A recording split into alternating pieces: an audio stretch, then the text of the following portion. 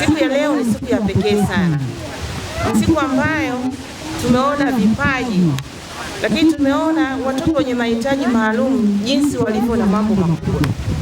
Wamecheza michezo mbalimbali, wameshiriki vizuri, tena kwa umakini na weledi wa hali ya juu. Naomba tuwapongeze kwa makofi mengi. Watoto hawa ni kundi ambalo wakati mwingine hatulipi kipaumbele, lakini wana uwezo mkubwa, wana vipaji vya pekee. Tumeshuhudia kwa macho yetu watoto wakicheza mziki, tena kwa kufuata step zile za mziki. Hakuna hata mtoto mmoja aliyecheza tofauti. Hata nimeshangaa huu mziki wanaujua wapi, wanausikia wapi? Wamecheza kwa kuchangamka. Huu nao ni uwezo na vipaji ambavyo kwa navyo. Tumeshuhudia mpira wa miguu, mpaka wengine wamefunga magoli, na hata baada ya kufunga walishangilia na kufurahia. Kwa hiyo inaonyesha kwamba wanajua wanachokifanya. Leo tumepata vipaji vingi, tumegundua kwamba watoto hawa wana vipaji vingi.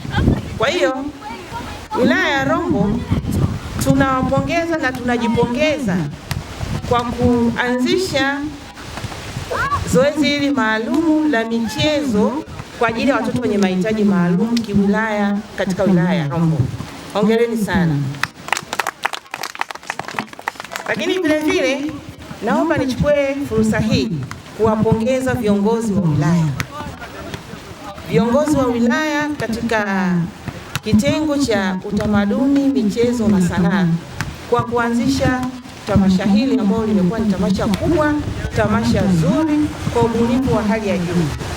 Michezo hii imetufanya tuelewe kwamba watoto hawa tulikuwa tunawanyima fursa ya muhimu sana na fursa ya msingi. Lakini kwa sababu tumetambua jambo hili tutaliendeleza. Hongereni sana viongozi. Lakini vile vile kupitia michezo tunaweza kusaidia kuondoa changamoto nyingi za watoto wetu. Na hata hivyo, kama jamii ni wajibu wetu sisi kuendelea kuwapa watoto nafasi ya kushiriki katika michezo mbalimbali. Na kwa namna hiyo tutaendeleza upendo, furaha na amani, lakini pia tutaendeleza kubaini uwezo na vipaji walionavyo. Napenda kuwapongeza walimu. Walimu wamefanya kazi kubwa sana. Walimu wote mlioko hapa mmewakilisha walimu wengi wa Rombo ambao leo hatuko nao. Kazi mnayoifanya sio ndogo. Watoto hawa wana kazi kubwa sana, kwa sababu kila mmoja ana changamoto yake. Kuweza kuwakusanya pamoja ukawafundisha wakaweza kutii na kufuata maelekezo sio kazi ndogo. Tumeona hata hapa uwanjani jinsi ambavyo mmeendelea kuhangaika, mnakimbia huku na kule, mnahakikisha ulinzi uko imara. Yote hayo ni kwa sababu watoto hawa wana mahitaji maalum, na kila mtoto ana mahitaji yake, na bila kuweka usimamizi thabiti na ulinzi imara tungekuja kutamaki kundi kubwa la watoto hapa hawapo. Lakini mmejitahidi, kule shuleni mnawalea vizuri, hapa pia mmeendelea na ulezi. Tumeona hili jambo sio dogo. Walimu hongereni sana kwa kazi nzuri ambayo mnaendelea kuifanya. Lakini vile vile tunawashukuru walimu na wadau wote kwa kuendelea kuwapa watoto hawa malezi bora. Watoto wetu wapendwa wenye mahitaji maalum, naomba leo niwape siri ya maisha. Sikilizeni vizuri, sikilizeni kwa makini, ninawapa siri ya maisha. Na siri hii ni kwamba msikubali kushindwa. Msikubali kushindwa eti kwa sababu mnadhani mna changamoto fulani, mnadhani mna ulemavu fulani. Ulemavu sio mwisho. Ulemavu sio mwisho wa maisha. Kila mmoja ana kipaji chake, na kila mmoja ana uwezo wake, na kila mmoja anaweza kufanya jambo fulani zuri ambalo mtu mwingine hawezi kulifanya, na kila mmoja ni wa thamani kubwa sana mbele ya jamii. Kwa hiyo msijione kwamba hamuwezi, wala msikubali kushindwa. Jaribuni kufanya jambo fulani ambalo unaliweza. Wenyewe Wachaga wanasema disability is not inability. Kwa hiyo mnaweza. Wapo watu wengi duniani ambao wamefanikiwa na wengine nimeshawataja, wengine ni mabingwa katika sekta mbalimbali, wengine ni walimu, wengine pia ni wanamichezo wakubwa ambao wamekuwa mfano wa kuigwa. Kwa hiyo usikate tamaa mtoto, endeleza kipaji chako na ujitahidi kutimiza ndoto zako. Kwa hiyo wazazi, walimu, tuendelee kuwapa watoto wetu hawa hamasa ya kupenda michezo, hamasa ya kujifunza shughuli mbalimbali za mikono, lakini pia tuwape upendo na tuwape nafasi ya kujaribu kila wanachokipenda chini ya uangalizi wetu ili wasiweze kuumia. Kwa kufanya hivyo, mtawasaidia kuamini kwamba wanaweza na wana uwezo wao binafsi wa kufanya jambo lolote. Kwa hiyo naendelea kuwapongeza walimu, wazazi na waandaaji wa shughuli hii kwa kuendelea kuhamasisha na kuandaa vizuri hawa watoto na kuwashirikisha katika michezo. Sasa walimu kule shuleni, tuendelee kufanya michezo jumuishi, kwa sababu shule zetu zote ni jumuishi.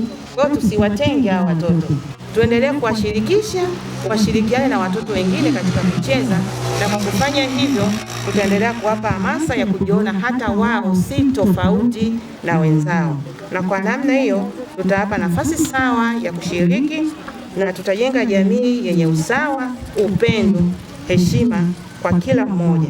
Na naamini kupitia michezo hii italeta furaha, amani, upendo, umoja, ushirikiano, lakini pia itatusaidia kugundua vipaji vipya. Sasa kwa heshima kubwa ninaendelea kuwaomba walimu, maafisa elimu kata, walezi na wadau wote wa elimu kuendelea kuhimiza michezo shuleni. Tusiwafiche watoto. Kuna swala la watoto wanafichwa nyumbani. Tusiwafiche watoto. Watoto hawa tuwatoe, tuwalete shuleni. Shule zimeandaliwa kwa ajili yao ili waweze kujifunza. Lakini kabla sijahitimisha, kuna changamoto ambazo zimeelezwa katika risala. Changamoto mojawapo ni uhaba wa walimu bobezi katika masuala ya elimu maalum.